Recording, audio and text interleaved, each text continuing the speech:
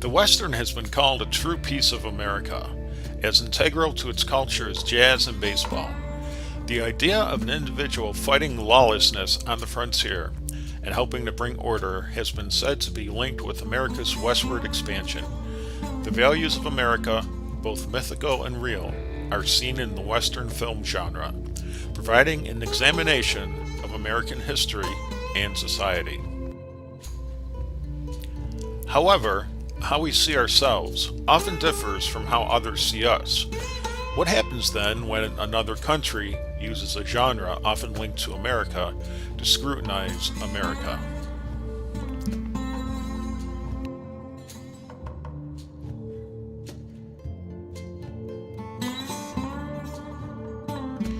The Western dates back to the earliest days of cinema. While the film The Great Train Robbery is not the first Western, it was a film that helped define the genre. The public's concepts of the West were heavily influenced by three factors: stories and dime novels, Western stage shows, and Western paintings. Stories and dime novels often sensationalize the lives of individuals such as Billy the Kid, Jesse James, and Wild Bill Hickok. Western stage shows reenacted frontier scenes such as Indian attacks on settlers. The most popular and famous was William Buffalo Bill Cody's Wild West show. Some historians argue that most American myths found in Westerns came from Cody's show. Western paintings. Painters such as George Catlin, Frederick Remington, and Charles Marion Russell helped to capture key moments in life in general in the American West.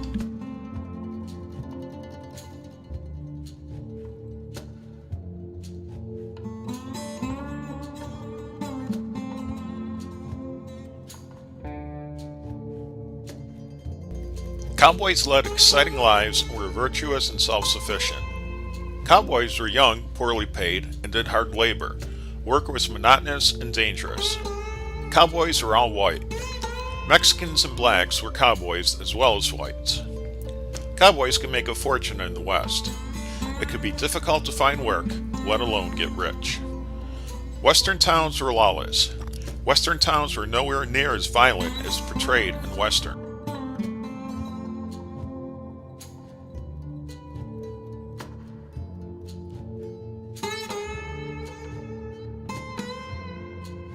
America's westward expansion was based on two concepts: manifest destiny and Edwin Stanton's frontier thesis. Some, but not all Americans, believed they had a destiny and an obligation to occupy all of America, utilizing America's resources to the fullest and giving the world an example of the American project started by the 13 colonies. Inherent to this idea was that Americans would make the best use of the land, even land occupied by others. This became known as manifest destiny.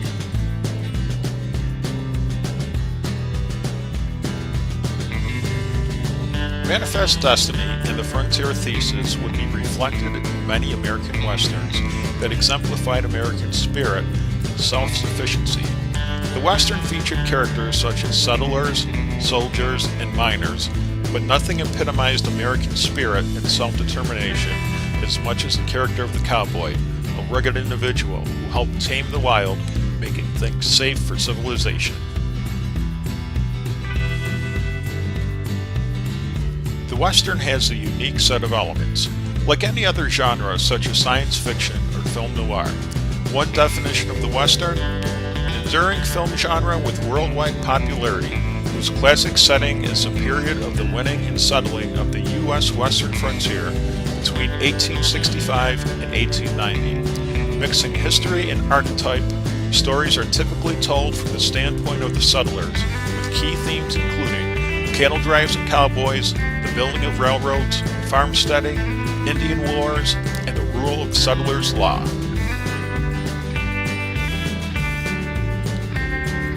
The cowboy was often a hybrid character, someone with the skills to survive in the wild, but who could also function in civilization. The word cowboy dates back to the Revolutionary War, but its common usage arose from the cattle drives, particularly during the peak period between 1860 to 1880. Setting: The cowboy would usually find himself someplace in the process of being civilized, but not quite there yet. Lawlessness, usually represented by outlaws or indigenous people, threatened the community and the people trying to civilize the area. These people were incapable of dealing with the lawlessness. The hero's experience may have a transforming effect on him or her. The protagonist may choose to stay with the pioneers, undergoing a taming of sort. The protagonist may decide to move on as they are not ready for civilization yet. In some cases, the protagonist may not be welcome, even if they are willing to become civilized. The American Western has the additional elements of geographic location and time. Generally speaking, Western films are set west of the Mississippi.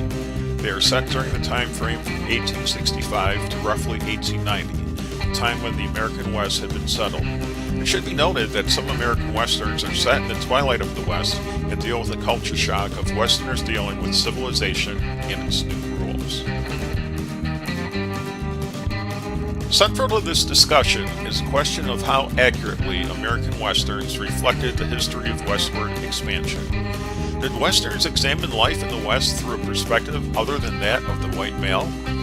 This is important because one of the Red Western's purposes was to expose America's flaws by telling stories of the West that were not being told on film. American Westerns were often centered around white males with women in secondary roles and minorities depicted in a neutral or negative light. Native Americans were often cast in a negative light, usually portrayed as brutal savages. Sometimes the idea of the noble savage would be portrayed, but Indians were generally represented as getting in the way of westward expansion. There were exceptions to this portrayal, but they were exceptions and not the rule. By the 1960s, American Westerns began to explore alternative viewpoints in the West. The popularity of Italian director Sergio Leone's A Fistful of Dollars and its sequels led some to try a new approach to storytelling. Films such as The Wild Bunch and Butch Cassidy and the Sundance Kid looked at anti-heroes in the West. Since this time, American Westerns have explored the American West through a number of perspectives, as seen in films like Heaven's Gate, Dances with Wolves, The Quick and the Dead, Posse, and Unforgiven. After World War II, it quickly became clear that the United States and the Soviet Union were becoming enemies. Before long, the Cold War had begun. Direct war between the two was likely to lead to mutual assured destruction, so both nations battled for supremacy in other ways. One way was to show the superiority of their ideology through scientific achievements, such as space exploration. Another was using film. Soviet leaders such as Lenin and Stalin recognized the value of film to spread ideology from the Soviet Union's earliest days. Despite working under an authoritarian government with constantly shifting leadership and heavy penalties for failure, Soviet filmmakers produced timeless films and developed film techniques such as montage, the production of a rapid succession of images in a motion picture to illustrate an association of ideas. Films often reflected Soviet ideology, but they entertained first, leaving any messages beneath the surface. Dziga Vertov's masterpiece, A Man with a Movie Camera, captures the ideal of the people as a collective. Sergei Eisenstein made films to inspire the masses, whether it was proletariat rallying cries like Battleship Potemkin and Strike, or historical allegories like Alexander Nevsky that warned foreign nations not to intrude on the USSR. American Westerns were popular in Warsaw-Pact nations and seen as a means of spreading communist ideology. This led to the development of Red Westerns.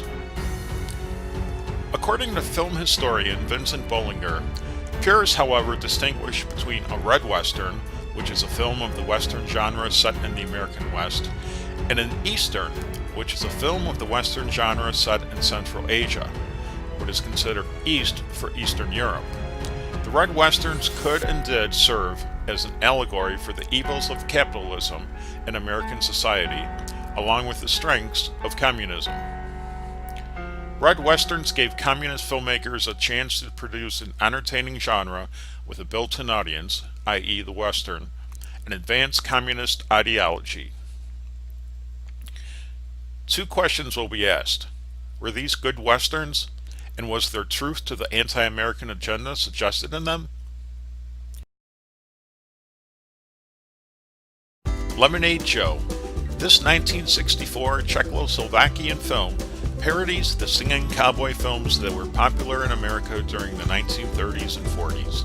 Here, White Knight Lemonade Joe cleans up the lawless Stetson City, defeating the evil Badman brothers, making the West safe for the sale of Cola Loca, a soft drink. The film is a charming, good-natured parody, but beneath the surface is a biting condemnation of capitalism and America's claim to only want to spread freedom to the world. The film suggests spreading freedom may also have something to do with opening new markets for American business.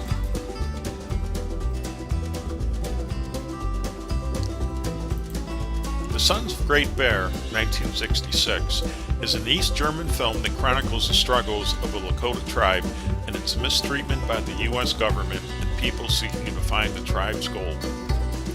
The film is an entertaining Western, distinguished by its depiction of events through the eyes of Indians and its realistic portrayal of the mistreatment of Indians. Easterns. Warsaw Pact filmmakers incorporated many elements of the Western into a film genre known as Easterns. These films paralleled Western elements with its frontier setting, battles between lawlessness and order, but were set on Russia's East Asian front during the Russian Civil War.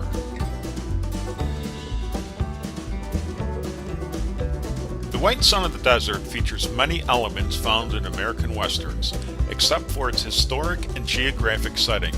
The lone hero, a soldier returning from the Russian Civil War, is called upon to save women from their former husband and owner. In an interesting twist, the villains are Turks. The White Sun of the Desert went on to become a classic in the Soviet Union. The film The Elusive Avengers is a loose adaptation of the Soviet novel The Little Red Devils. The film tells the story of four youths, 3 boys and a girl, who battle bandits oppressing villagers during the Russian Civil War. The 4 become known as the Elusive Avengers, and their heroics are eventually recognized by the Red Army, which recruits all 4. The film featured Western elements such as a group of heroes helping a village against outlaws, skilled gunfighters, and heroes who move on to the next wild area in need of taming, in this case the area of Russia still embroiled in its civil war. The obvious differences are that the film is set in Russia during the early 1920s.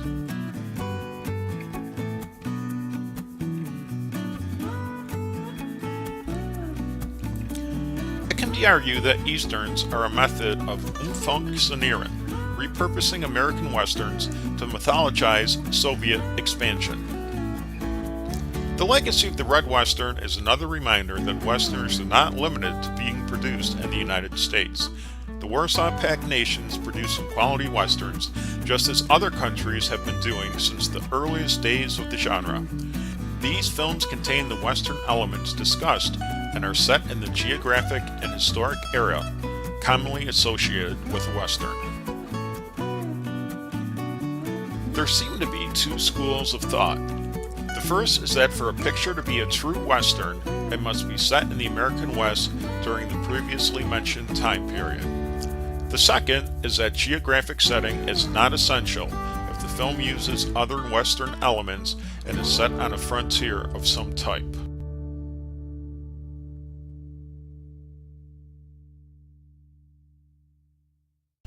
Not all critics agree that the American West is an essential element for a Western. Film critic Edward Biscombe argues, attempts by critics to pin down the geographical limits of the genre, however, fail to understand the subtlety of the relation between actual and imaginative geography. If a film lacks the historic and geographic elements of the 19th century American West, but has other Western elements and is set in the native country's frontier, it should be considered a frontier film. Red westerns did capture America's troubled history on the western frontier, particularly the exploitation and mistreatment of Indians. Red westerns such as The Lemonade Show succeeded in questioning America's stated goal of promoting democracy while suggesting there was a hidden agenda of opening new markets for capitalism.